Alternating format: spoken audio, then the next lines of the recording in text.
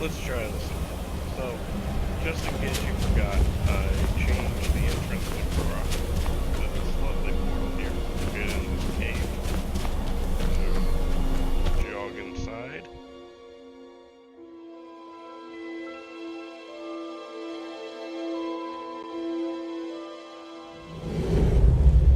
And just to make things easier, turn off the combat AI, but you'll notice the lighting's a bit different, and it's different.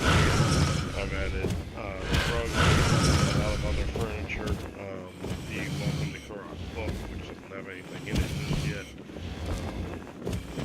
When we come up here, we have railings, fall. We have our nice big ass well here. Some banners, and just some stuff to kind of fill the space.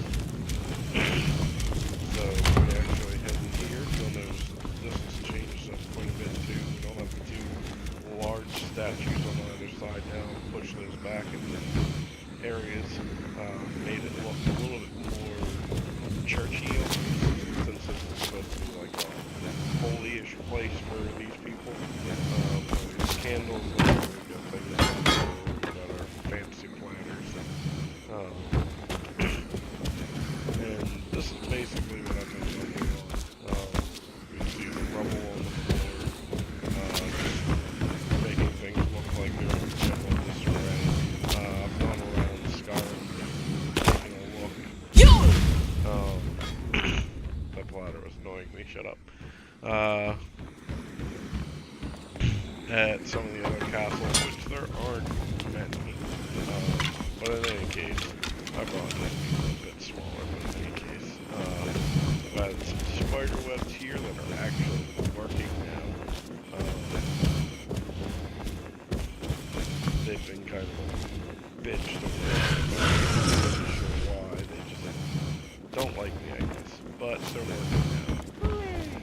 So, a lot of this handled, I can really go into some finer detail work and make this look even better, but I think it's really coming along well. So that's what